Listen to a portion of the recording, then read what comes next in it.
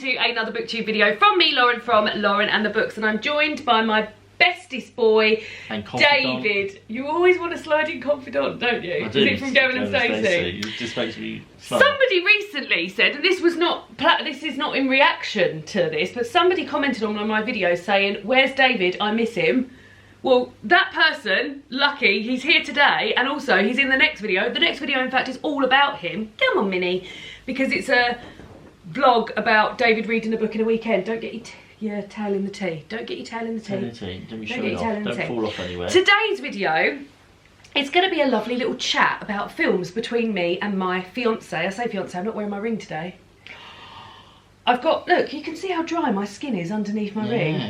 I've had to take it off and put a bit of, I don't know what's happened. I wonder if it's from, I caught my ring on, didn't you? On the door, and it's bent it out of shape a little bit, so I don't know if that might be something to do with a... Maybe it just caught, maybe as you bent it, maybe it dug in a bit too much, so you just need a few days for it to heal. A few days resting. So we are still engaged, don't worry. But today we're doing a filmish video. So there's a podcast I listen to. You don't listen to it as much as I actually, I don't listen to it at all, but I'm going to start listening to it. It's called Films to be Buried With, and it's hosted by Brett Goldstein, who is an actor, a writer, a podcaster, etc. You might know him from Roy Kent in oh God, Ted Lasso. Ted Lasso. Oh my word! But every week he has a guest on, and he asks that guest film-related questions. Now, I love these film-related questions, and I love listening to that. It's always a sign, I think, of a good podcast, is when you listen to it regardless of who the guest is, even if you don't know who the guest is. And that is me and this podcast. Most recently, though, it was Clara Ampho, and that was a lovely, lovely episode. Cool. So David and I are going to be answering these questions. Please, if you've never heard the podcast before, you don't need to have. There's just going to be a film chat between my boyfriend and I've got a cup of tea, he's got a cup of tea, and I just think it's some lovely, lovely questions. Now, the loveliness to it also is that we don't know each other's answers. No. So I'm excited about that. So the first question is, what is the first film you ever saw? Do you remember? I do remember my first film I ever saw, and I went to the cinema with my mum. Yeah. And we went to watch DuckTales, Treasure of the Lost I had that Lamb. on video. Oh my word. It's very, very, very good. But all I can remember as a child, because in our local cinema we had a big cinema, and then we had a little tiny cinema, and this was being shown in the little tiny cinema. And the little tiny cinema, I would be confident in saying that our telly is probably bigger than the screen that was on the little tiny cinema. I mean, no, because it felt like it. It probably felt like it, but no, it would have been slightly bigger. Just slightly. And all I can remember, obviously, I remember loving it as a child. Sue's mowing our lawn for us. Sue's mowing the lawn. It's our next door neighbour mowing our lawn for us. Thanks, that's kind of her. Yeah, I remember loving it because I was a huge fan of DuckTales, still love it. Arguably the best theme tune to a TV show ever. How's it go? And life is like a hurricane here in Duckburg. Yeah, I mean, it's got a good, like, DuckTales. Yeah, very good. But I like the way it goes. DuckTales, woohoo! Yeah, we had that film. It's amazing. But I used to love things with treasure when I was younger. Oh yeah, so, and like, one of the wishes was ice cream, and it would rain ice cream, and it was this massive blob. And I always remember Disney Plus. that We should watch that. Yeah, it's on Disney Plus. Yeah. Well, similarly, my first film, David, thanks for asking, is also a Disney film, and I also saw it at that very same cinema that you saw. Do you know what I'm going to say? Lion King? No, that's way late. Well, it is way late, but also the one that I saw was actually made before I was born. It was Snow White and the Seven Dwarfs. I remember. I don't know if that's the first film. It's definitely the first film I ever remember seeing. We went to the cinema to see it. And weirdly, the way we sat like, my mum was sat behind me, it was me, it can't have been my sister, it must have been like cousins or something. I think maybe my cousin Amy was there. But yeah, so it was like the kids sat in the front in like one row, and then the adults sat in the second row, which I've never been in a cinema situation since. And I remember when The Witch came on, I was so frightened, David, because I was with my older cousins, Amy, probably my cousin Laura was there as well. I was trying to be like, well, this ain't bothering me. So every time The Witch come on, I'd be like, Mum, can I have some of them sweets? So I wouldn't have to watch The Scary Witch, but I wasn't like, I was just being like, I'm so unbothered about this Scary Witch on the thing. I'm just asking my mum about some sweets. Got any sweets, Mum? Yeah, I'll have That's sweets. very, very good. Yeah. actually, I don't know, so yeah. Very clever. Yeah, there we go. Very, very emotionally intelligent, even at that age. So yeah, those were the first films we saw. Do you want to ask the next question, David? I'd love to ask the next question, Lauren. What is the film that made you cry the most? Do you know what I'm going to say? I reckon ours might be the same. Pete's Dragon. Oh my God, it did, didn't it, for you? Pete's Dragon, the remake. Oh my God, I forgot I about don't think I've ever cried about anything, including losses of members of my own family. Oh my God. I don't know if it just caught me on a bad day, but I was inconsolable. Like, it wasn't in like, you're watching a film being like, oh, that's sad. You were like, proper crying. There must have been other stuff going on. I remember when we watched it when we lived in the old flat. Maybe, was it around when my nan died? Maybe I was like holding it in until then. Maybe. But I can't remember. But I remember watching it. It's the remake when it was made, how many years ago was it made? It's again similar to the original Pete's Dragon. Oh no, it's not, because there's no cartoon. It's no animation. It's all... Well, it's a real life dragon. Like the dragon is CGI. It's not the same as... It's not 2D It's not the same animation, as Pete's Dragon. It's definitely not as like light-hearted as the original and as a bit sillier. It's, oh my God, it was awful. I was so sad, and when they capture him, it is one of the worst things I've ever felt in my life. Like, even thinking about it now, it's almost like borderline torture. Troubles me. It was so sad, and I don't know if it is the saddest film I've ever seen, but it's definitely the film I've cried at the most. I could not stop crying, and you obviously remember it because you were like, oh my God, yeah. How bad I was. Yeah, you was awful. I just couldn't stop crying. I just couldn't. Yeah. Well, but I put down Pride. Oh yeah, Pride is also because I'm thinking, because I don't really cry very much at sad things. I very much cry at the happy things. And in Pride, there's a lot of happy things. Yeah, there's a lot of that's one of my favourite films actually. Yeah, that is a very, very good film. Very good film, set in set between sort of London and a mining town in Wales, and a gays and lesbians alliance, because I guess they weren't called LGBTQ. No, they wouldn't have been, back then. And they want to raise money for a mining town in Wales. And yeah, it's called Gays and Lesbians Support the Miners. Sorry for any Welsh people out there, but it's got an amazing cast. Oh my God. It's really sort of like cheering, also with a very serious message. Yeah. It's a fantastic film.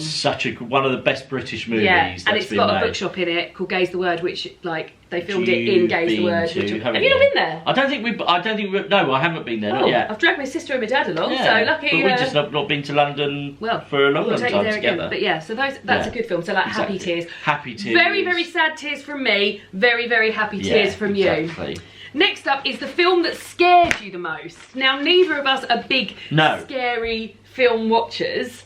What was yours? So, mine's not a jumpy one. So, mine's more psychological. And I actually went for... And I still think that it's one of the scariest, is The Dark Knight. It's in Batman.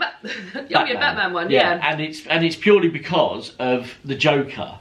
Because... Very, very troubling. Because, I remember watching at the cinema being like... I'm obviously not, like... scared of him, but like he's very what he does isn't he? Is frightening, and it feels very real, and it's just his, like, he has no remorse, like there's no, as they say in the film, like there's no reason why he's not doing it for money, he's not doing it for power, he just wants to see the world burn. Unhinged. Which always scared me, and it still does now, which is like why he's one of the scariest villains. An unusual take, because not a horror film, but it definitely scared you the most. That's because I don't watch horror films. So, I would have to lie. I also don't watch horror films, but like when I used to go to sleepovers when I was younger, obviously they'd be like, let's watch a horror film. So I've seen sort of like horror films of the 90s and early 1000s, and the one I think that scared me the most out of all of them was the Blair Witch Project. Because I watched it with such fear, so like I've got quite an overactive imagination as well. So watching it, you know the gist of it. It's all filmed on a handheld camera, and it's all, a lot of it is to do with suggestion. There's very little, like you see very little scary stuff, and I would have seen even littler scary stuff because I was like, oh god, no, I don't want to watch this, and what's happening, and your mind. But it's all your mind and your mind playing. There's a scene right at the end where they walk into this deserted house, and they've been split up, the two people, and then one of them they're still filming, they see their matey stood just sort of facing the wall, and like nothing scary. It's just giving me chills even now. But like just thinking, why is that person facing the wall? Like why is their matey facing the wall? What's happened? So yeah, very, very scary, and also made more scary because like, you know, when you watch something with a group of people and you're all terrified. We were all like teenagers. Of course we were terrified. This film was not made for us. No. And yeah. Like, I mean, surely can't be a spoiler because the film's about 30 years old. But what happens at the end of this bit? It all comes to a head when he goes into the thing, and you see, and then this footage is found later on, so you never really know. Oh. So there is. So I think for probably die-hard horror people who love horror films, it's probably not that good because there's not much resolution, there's not much actual scary stuff that happens, but like it is that sort of suggestion of scary stuff which really fucking scares the shit out of me. So yeah, but that's probably the last time I probably watched a scary film was we went for Emma's birthday to see what's the one with the Daniel Radcliffe in? The Woman in Black. Woman in Black, yeah, I saw that. And that was also scary because there was a big group of us and we were like geeing each other up like, oh God, oh God. Oh my word, I've been terrible with that. But yeah, we don't watch scary films, so that's the answer to that. Right, David, you ask the next question then, I'll ask the next one. What is the film that most people don't like, but you love it? David, the film that most people don't like, but I love, is Spice World the movie. Because I think there's a very niche. Actually, I look a little bit like it. I've got some scary Spice hair going on today. Spice hair today.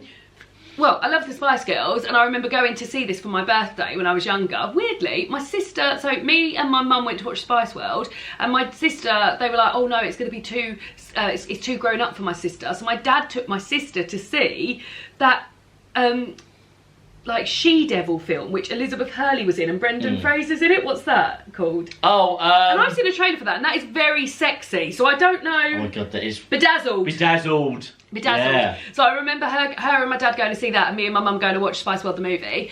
Spice World the movie is made for Spice World. It's made for Spice Girls fans, isn't it? So that's why I've sort of. Well, I'm sure I'll probably find some Spice Girls fans who don't like it. Yeah, but I think like it's not a well loved film, is it? No. But I love it, and Laura and I watched it when we lived in the old flat, and we had a lovely time watching it. It's got some absolute banging cameos in it as well, you know. I want to watch it now. I wonder if it's on anything at the moment. I think it might be on Netflix. Might be, who knows? And like you get to hear like some of the really good album tracks that Spice Girl fans B-sides. Like. Yeah, really good, really good film that I love.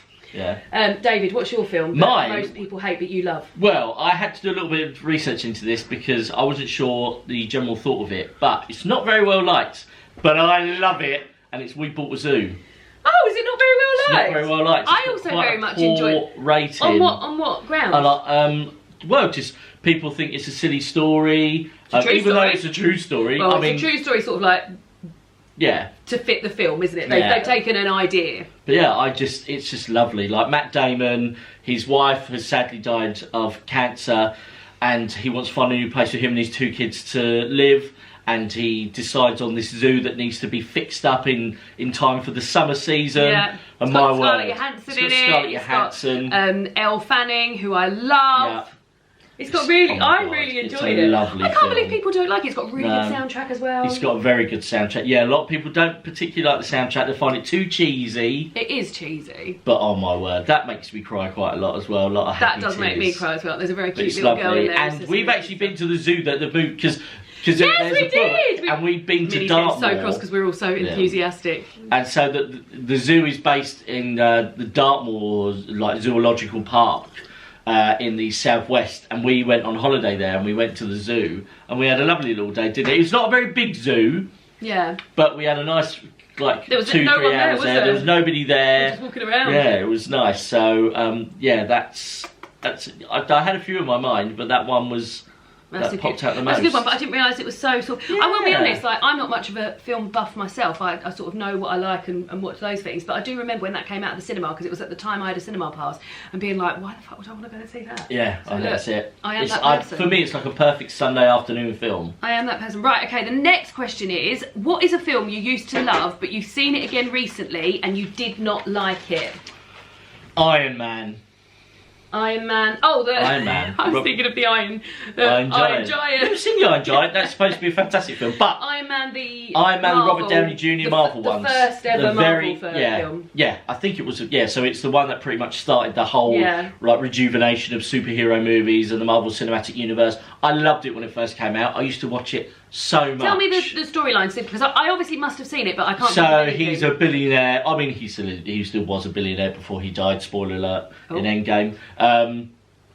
But he's out trying to sell some weapons, and he gets he gets kidnapped. I have seen it. Bunker, and then he builds his first suit in order to break out, and then it kind of builds up from there. And Jeff Bridges is, I can't remember his villain name, but Jeff Bridges is the villain who he works with and double crosses him. So why did you like it the first time around? So I liked it the first time because it was my first real look into superhero movies.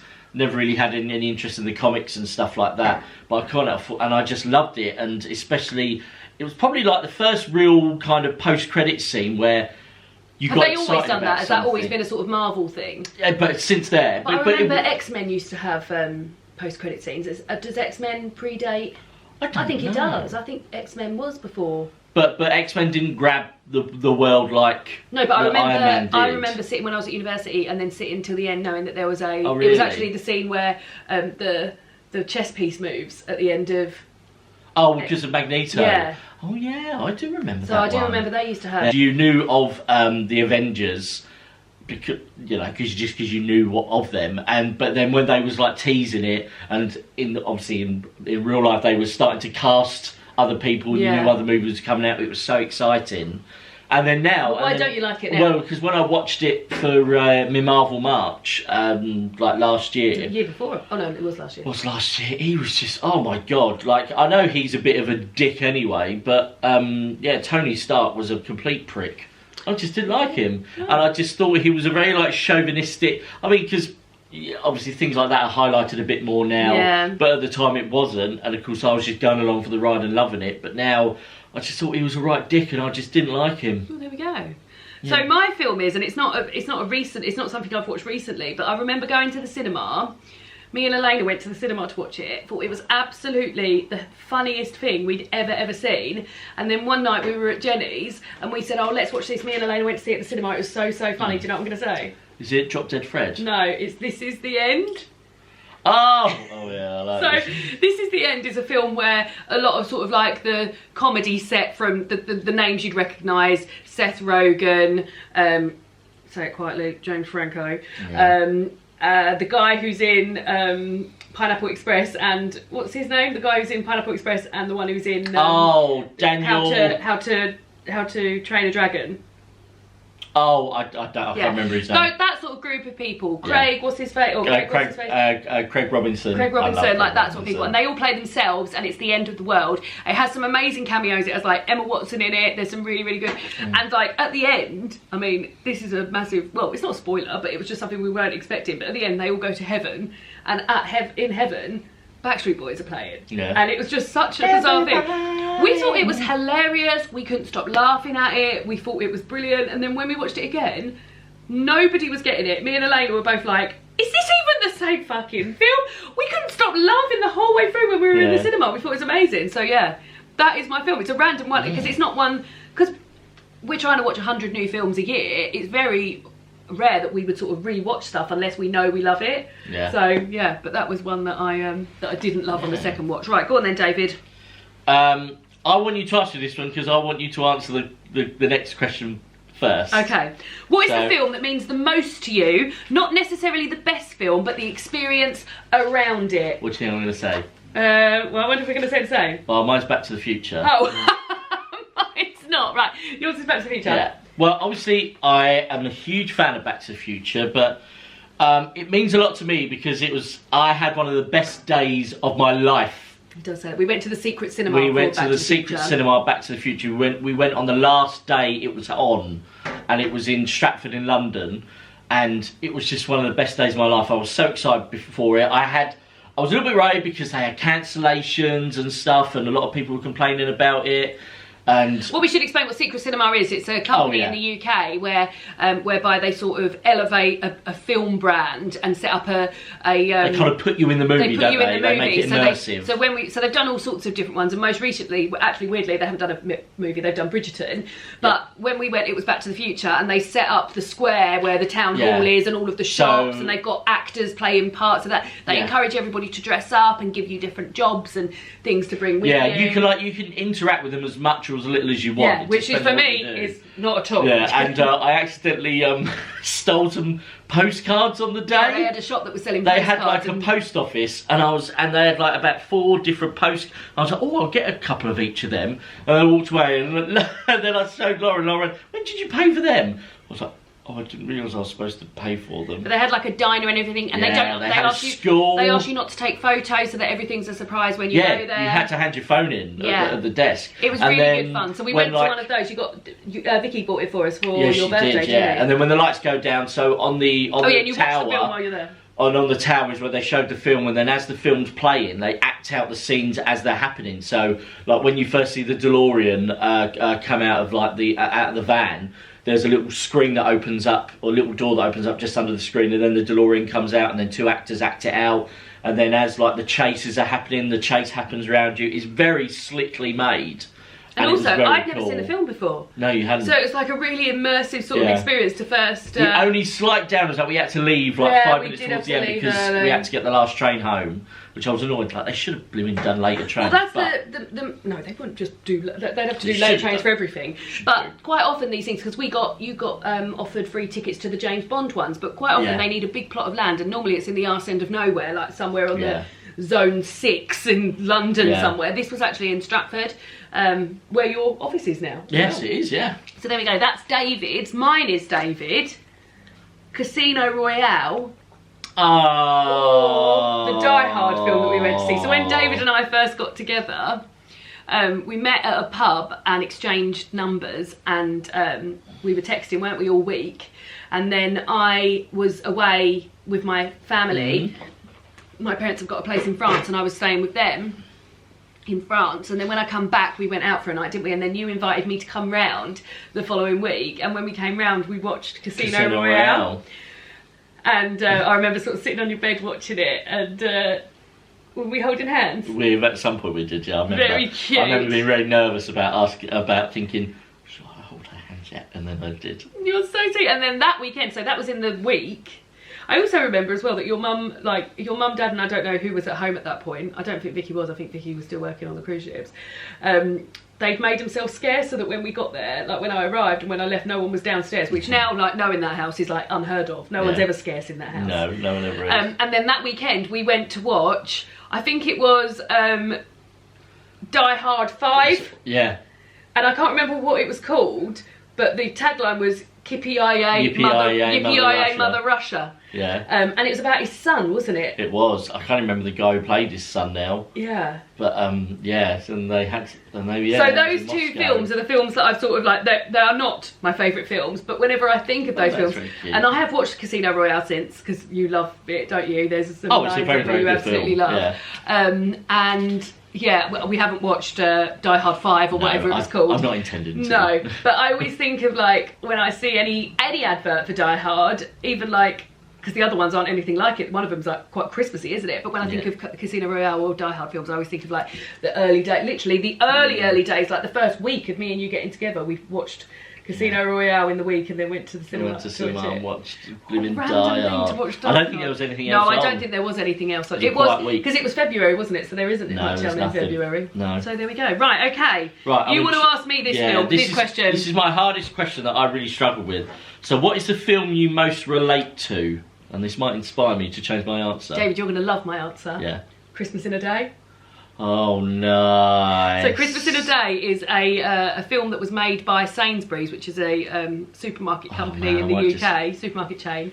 And they, for Christmas 2012, in Christmas 2011, they gave something like 250 of their customers handheld cameras and asked them to film their Christmas. And then Ridley Scott the next year, produced it and pulled together all of this footage from, well, I mean, it might have been even more than that, but like all of these different Christmases, from people who celebrate the religious aspect of Christmas to people who celebrate a different religious aspect, like, or a different religion, to people who don't acknowledge Christmas at all, from people who do, like, love the sort of novelty of it and everything. There's scenes in it where people are decorating the trees and things like that. And Dave and I are big, massive Christmas lovers. So when I see that film, like, I recognise myself in so many aspects of that, like getting the tree ready, what they're doing for Christmas Day, like putting the plate out with Father Christmas's stuff and all of that. So yeah, I was very pleased with that. That is such a good film. It's available on YouTube. I always talk about it around Christmas. About 45 minutes long. It's worth every second. It's absolutely a wonderful, wonderful piece of sort of collated Christmassy stuff. I would have loved to have sat down and had the job of editing that all together. Like spending a year. It's got some banging Christmas songs over the top of it as well. It's really, really good. And we always watch it for David's birthday, because it sort of like slips us into the Christmas mood, which we might be in a little bit of a Christmas mood before then, because we're getting married at Christmas this year, so we need to make a lot of sort of Christmassy crafts. So that's my answer. What's you're not happy with your answer? No, mine's nowhere near as fun as that. I really struggled with it. Like at one point I was Googling like how do people relate to films and stuff like that. But I've kind of gone for like almost like a bit of a dream aspect, and I've chosen chef. Yeah. Because I think there's a part of me, like ever since finding my love of making pizzas, there's always a small part of me that in my mind would be like, one day I would love to have a food truck and making pizzas. I would not love that. And like, why would you not like that? Because I love eating from food trucks, but imagine like the work and I know, but they just but like they make it look great, don't they? They like, obviously, you know, it's a busy old job, and like it probably is my favourite film anyway. Yeah. And so just the idea of like, obviously not doing up the truck, because I'm nowhere near like capable of doing stuff like that. But the thought of like driving to a different place, like driving to somewhere really cool. I'll tell you what, David, I give you 3 days, you'd be enthusiastic for the first 3 days, and then after that you'd be like, no, I can't be bothered with this anymore. Maybe. I feel like with all these drunk people coming up and asking. Oh no, I'd only do it during the day. I only do it during the day in very It'd be a 9 till places. 5, yeah, 9 till 5 job. People complaining, saying it's not nice enough, or then it's not what they wanted. They wouldn't complain. They wouldn't complain. No. That'd be too good. No, I understand and also like you've sort of discovered more foods. We helped my cousin Laura and my cousin Laura's husband Tom run supper clubs for a long time, didn't we, at their cafe? Yeah. So I can understand why you might. I definitely think since like us being together, I definitely appreciate food more. I would say, like, when I first got with you, you were like, I don't eat this, and I don't eat that, and I don't do this, and I don't like that. And now, you're very good to eat everything. And when I first became vegetarian, you were like, I'm not going to be able to do that. I'm not going to be able, because David didn't want to become a vegetarian. Like, well, I didn't ask you, but like, you were like, I'm going to have meat like two or three times a week. Well, you might even have said 3 or 4 times a week. And now, David don't even eat meat at home. No, barely. Don't even eat it at home. Okay, David. Okay. About to get sexy up in here. So this is a question. What is the sexiest film you've ever seen? Cruel Intentions. I considered putting Cruel Intentions. I really had to go into my mind palace of this and think, because I don't really watch like raunchy films. I don't really watch raunchy films. I was thinking, what is one where I was like, wow, that is mega. Like, I've definitely as a kid, I've like seen clips of like ones, but I've never said. But I remember that, and that is proper. And sexy. It is sexy, but it's also got sort of like added to it, because they're not full brother and sister, they're step brother and sister, but like, I would definitely agree with that, and that was one that I did consider. I went for a film that's set around, well, no, not around, they must be from around the same time, because I remember watching that at a sleepover, but I've gone for Closer. Have you ever seen Closer? Never seen Closer. So Closer is, do you know what it is? Do you know who's in it? So it's a film about 4 people, Natalie Portman, Jude Law, Julia Roberts and Clive Owen, all set in London. They've all got different jobs. Jude Law writes obituaries, Julia Roberts is a photographer, Clive Owen I think is an author. I can't remember what Natalie Portman's job is, but anyway, she gets hit by a bus or hit by a car, and Jude Law sort of saves her, not saves her, like sort of like brings her around, gets her on the bus and takes her to hospital, etc, etc.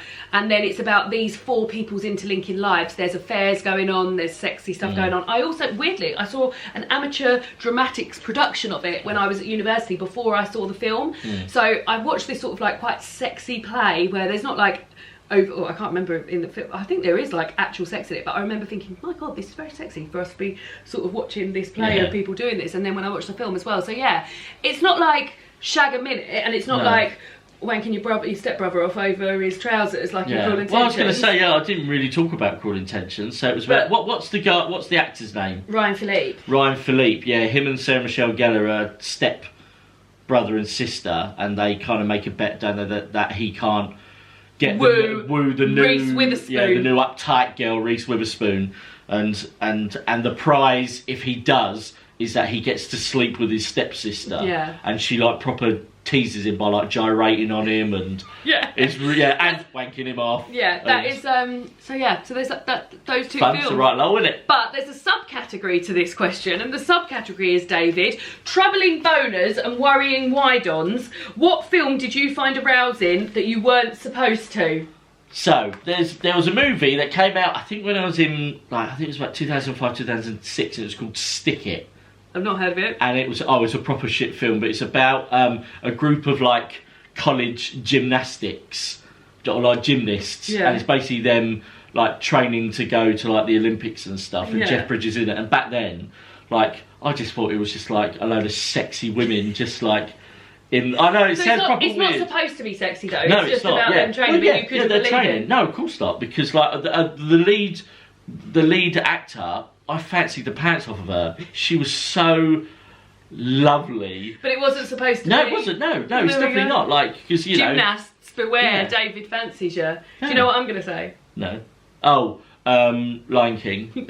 No. Similar. Oh, Robin Hood. No, Aladdin. Oh, of course, yeah. Sorry, Aladdin. There's a scene in Aladdin, which I feel like this is a bit like unusual for me to say. Not unusual, because it's not. The scene that I'm going to talk about is a very sexy scene, but I think it surprises me that it's in a Disney film, and it's the scene where Jasmine, who is got a high ponytail and is in like her red Jafar outfit, is like trying to keep Jafar's mind off of Aladdin whilst Aladdin is trying to break in, and she's like twisting his beard and sort of like trying to catch his like trying to keep his attention on her, and like walking sexy very eyes. sexy, loads of sexy eyes. Like I said, she looks fit as. And I remember being like really, really sexually like into it as a young person, and being like, oh my god, I fancy her so much. So yeah, I've gone for that, because I don't think Aladdin as a whole is probably a sexy film, but Aladdin's, that scene is definitely Genie's sexy. Quite sexy, isn't he? Yeah, they're all quite sexy, but I don't think oh, Disney film's sexy.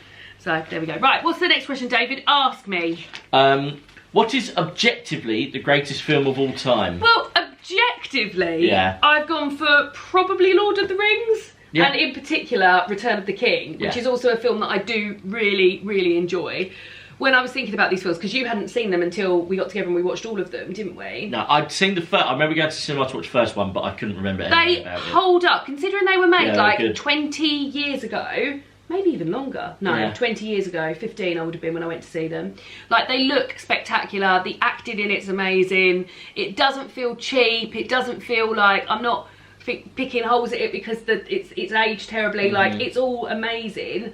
But my god, it's literally wall-to-wall white people, isn't it? Yeah. There's no diversity in that film at all, which isn't something I would have been thinking about when I went to watch it when I was a teenager. But yeah, and on the rewatches, like when I remember me, Ed, Ryan and Alex rewatching them after we got back from holiday. We'd been on holiday to Tenerife and we all just went to Ryan's house and watched them back to back. And I remember like sitting and watching like the director's cut, and even then sitting through like hours of it, it's still so engaging and so amazing. And there's that scene at the end where Aragorn says, "My friends, you bow to no one," and it makes me emotional every time. I think it's very, like, objectively, that is probably what I would say is the greatest film of all time. I would say Return of the King. Yeah. What about you? Mine's Shawshank Redemption. I've never seen it. I know. I would love for you to sit and watch it and know what you think about it. But it's Tim Robbins gets put into prison for life as he's been accused of murdering his wife after catching her having it off with a banker, and he makes friends with Morgan Freeman, Red, and it's basically just his whole life, his whole prison journey, and like he has some trouble with who they call the sisters, who like kind of go for him every few months, and just like the friendships that he creates, and him using his banking skills to almost like earn the trust of. Is it all set in the prison, or is there like flashbacks and stuff? No, I think you have one flashback and that's about it. Well, it's impressive that they managed to sort of keep it very like. Oh, it's incredible. It's like, I mean, it's a massive prison, and there's characters that come in and out of their lives, and yeah, like he gains the trust of the, who are the people who run it, the prison guards. The prison guards. And it's just a beautiful film, and it's lovely. It's so sad. It's funny. It's touching. Like, it's got a great ending. Yeah, it's very, very good. And maybe I will watch it one day. I would love for you to watch it with me, because I haven't watched it in years. Imagine if we were to do this again, and you were to say, "Oh, I used to really love Shawshank Redemption." Then when I watched it again, I thought it was rubbish. No, I doubt it. The only thing though, not a hint of a lady in there. Same as Lord of the Rings has got. Yeah. It's Lovely all boys, but at least it's a little bit diverse, the old cast. Oh, no in Shawshank. But just as this isn't one of the questions, but that's objectively the what I think is the best film of all time. But my favourite film of all time is the Greta Gerwig Little Women. Yeah, that's lovely. And what's your favourite film of all time? I mean, at the minute it's Chef. Oh, yeah, I love He's mentioned his favourite film of all time. Okay, David, is it me to ask you or you to ask me? It's you to ask me. What is the worst film you've ever seen? Oh man, do you know what? Like, there's so many. Well, I've picked two, and I bet yours is one of them. Okay, so if I can go for two, one of them is Cats. Oh, I hadn't even thought about Cats. Which I mean, everybody knows how fucking shit Cats is, and the other one is The Hustle.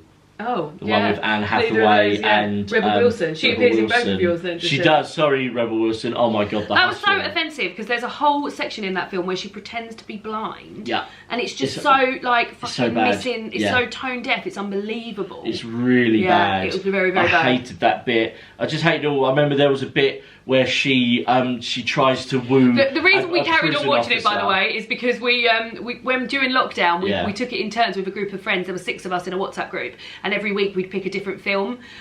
So like we did see a variety of films. We watched some really good films, but one of the bad ones we watched was The Hustle. And it's so bad. There's a big list, but that one was just just some of the scenes. Well, I've got another one to mention that we watched during that time, and that's Ode to Joy, which was a Martin Freeman film where he faints if he becomes too happy. Is it just too happy, or is it just too sad? Anyway, and he works in a library and he fancies a girl, but in order to keep that girl around, he sets her up with his brother so that she can stay in his life. And yeah, I mean, it was just abysmal, wasn't it? Yeah. But I've also put one here because it was really, really disappointing to me, and that's The Golden Compass, which is the adaptation of His Dark Materials, the first book, Northern Lights. They made it into a film. Yeah, I've never. And it had Nicole Kidman in it as Mrs. Coulter. Like Daniel Craig was Lord Asriel. Like, they'd cast it really well, but it was just so shit. Like, so I would say, like, as well as being like the most for me, that's one of the worst films ever made, because it had such potential, and now we've seen how much potential it could have with the actual series that they've made. Yeah. Like, yeah. Well, I just want to jump on your thoughts with that then, with the, like, mine would be The Greatest Showman. Oh yeah. How excited I was about that, and how horrendously bad that was. Yeah. And, that is an even better answer for the question, what film does everyone love that you dislike? Yeah, it would have been. Because I hated it. I feel like I have met, I could count, I don't, there's just so little people I've met that don't think that is one of the best films ever. No. I was only talking about it the other day because they were saying it's on open cinema. No, it's on open air cinema, and they were like, "Oh, we should go and see that." And I was like, "Oh no, I do not want to go and see that." Honestly, but like, that was one of the films I was the most excited for ever, and it was just terrible. So I mean, the person it's based on as well, making him look like a glamorise it. He's a horrible person. Well, there we go. That's that. And then we got one more question. I'm asked, what's the film that made you laugh the most? I actually struggle to answer this because I feel like I'm not a big sort of like sit and howl at a film person. But I've gone for Bridesmaids. Oh, because it is just so funny, and also it's one that I quote a lot, and when I remember back bits of it, and when I watch it, there's always funny bits that make me chuckle along and stuff. So I've gone for Bridesmaids, but as a sort of side thing, I've put watching any sort of shit action film with you, really. Oh yeah, because I quite like to watch sort of shit action films and just giggle along with how terrible they are. Most recently, it was Uncharted. We went to the cinema to watch that. But yeah, I like really watching like naff old action films with you. That's what really makes me really like. But a particular film was Bridesmaids. What about you? Oh god, I could have like put down about 15 films. Oh, really? Yeah, like over the course of my life. But the thing that jumped to me first, and it's all of them, and it's the Jackass films. Oh god, I know, like no. And because it's not like, not only do I find them funny, like it's something that I thrive off of other people laughing.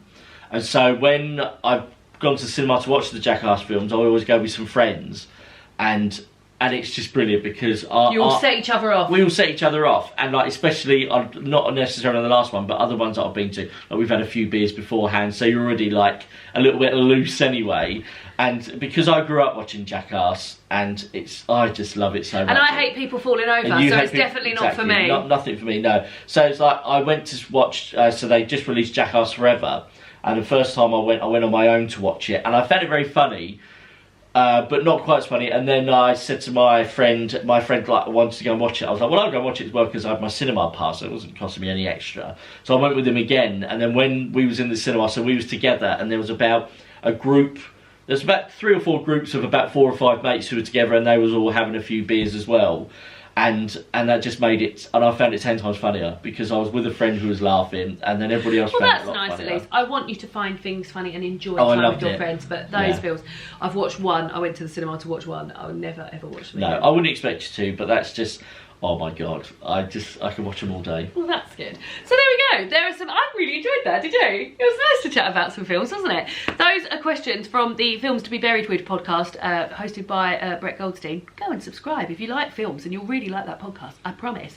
And yeah, let us know what your answers to some of the questions are. Let us know if you agree with us or disagree with us in some questions.